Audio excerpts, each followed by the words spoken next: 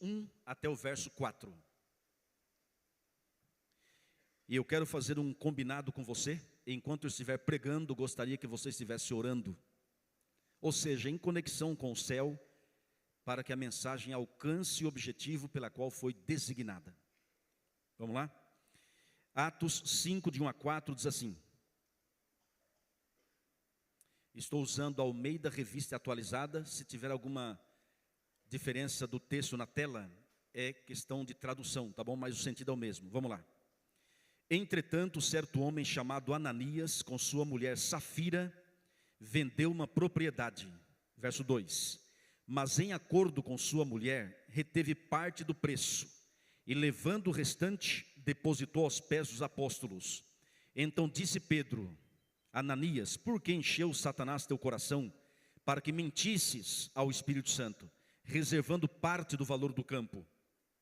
Conservando-o, porventura, não seria teu, e vendido não estaria em teu poder? Como, pois, assentaste no coração esse desígnio?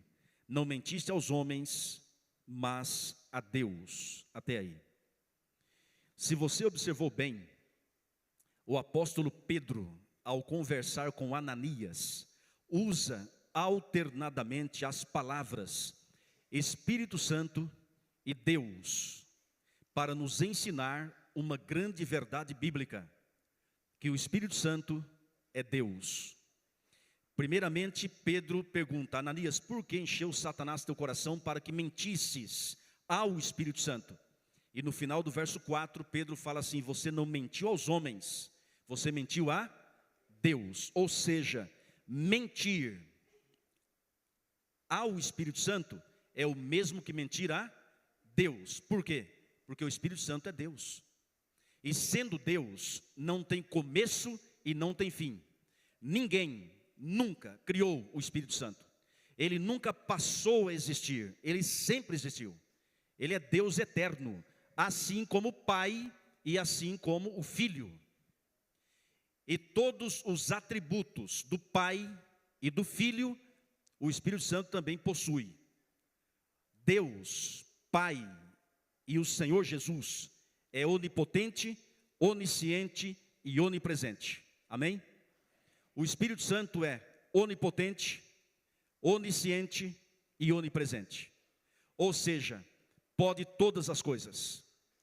Não existe absolutamente nada impossível para o Espírito Santo. Seja uma doença física, seja uma doença espiritual, seja um vício, seja um problema familiar, seja um problema financeiro, seja a ansiedade, o estresse, seja um problema na escola, um problema judicial, seja o que for. Eu falo de coração com todas as letras. Não existe absolutamente nada impossível para o Espírito Santo. E vou dizer mais: a sua e a minha, a nossa mais urgente necessidade é do Espírito Santo. Porque com ele, todas as demais bênçãos vêm em nossa vida. Ellen White, inspirada pelo Espírito Santo, escreveu o seguinte: onde não se fala sobre o Espírito Santo, onde não se canta sobre ele, não se prega sobre ele, não se estuda sobre ele, ali haverá sequidão e morte espiritual. Estamos nos últimos dias da história, e mais do que nunca precisamos do Espírito Santo. Sabe por quê? É ele, irmãos, que converte, é ele que transforma vidas, é ele que liberta, é ele que opera milagres, é ele, irmãos, que faz a obra que nenhum homem, com toda a sua capacidade, pode fazer. Nós precisamos do Espírito de Deus. Ele é onipotente, quem crê, diga amém. Além disso, ele é onisciente. Ele sabe o que você está pensando agora mesmo, e sabe o fim desde o princípio. Irmãos, ninguém jamais conseguiu e jamais conseguirá esconder alguma coisa do Espírito Santo. Ele conhece tudo a seu respeito, e conhece você melhor do que você mesmo. E ele sabe que você e eu somos pó, e ele sabe que sem ele nada podemos fazer. E eu digo para você, ele conhece tudo para mostrar a você o caminho que deve andar. Ele sabe das armadilhas que o inimigo pode inventar para tentar destruir você e a mim. E sabendo antecipadamente de todas as coisas, ele fala para você: meu filho, não se aparte de mim, não corte a sua comunhão comigo, não deixe de orar, nem de estudar a Bíblia, nem de frequentar a igreja, nem ser fiel na minha lei, nos dízimos, nas ofertas. Meu filho, o inimigo está à espreita, como um leão que ruge, procurando alguém para devorar, e essa pessoa é você. Então não se afaste de mim. A sua única segurança, sua única salvaguarda é comigo, diz o Espírito Santo.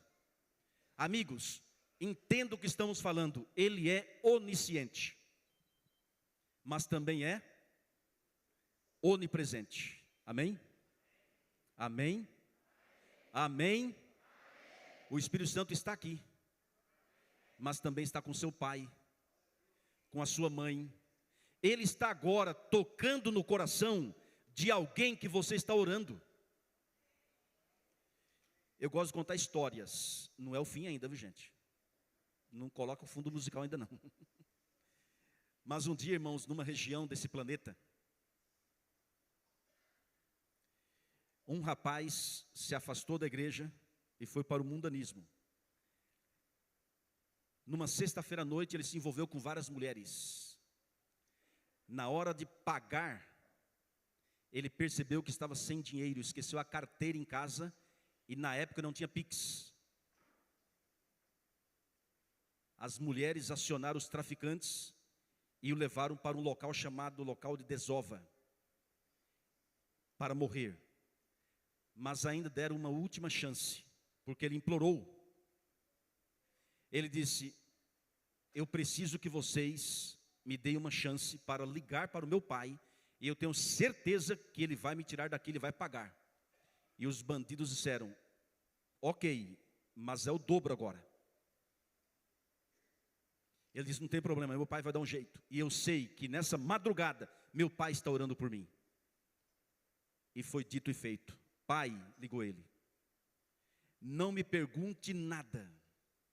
Eu estou numa situação desesperadora, é para morrer. Um dia eu te explico, pai, por favor, você precisa vir aqui. Vou mandar a localização, eles vão permitir que você entre. E você vai pagar tanto, dá um jeito, pai, por favor. E o pai, conhecendo o filho, falou: ok. Pegou o carro e foi. Foi permitido entrar, e os bandidos receberam o dinheiro e disseram assim: ó, vocês vão por aqui, não olhe para trás. Enfim, vocês devem conhecer muitas situações até semelhantes. Amigos, esse rapaz da história, um dia estava numa campanha de evangelismo, o Luiz estava pregando, e eu estava auxiliando, e esse rapaz foi à frente no apelo, eu fui abraçá-lo. Depois, sentado com ele, ele me contou essa história. E disse: pastor, por que eu fui liberto? Porque o meu pai estava orando por mim.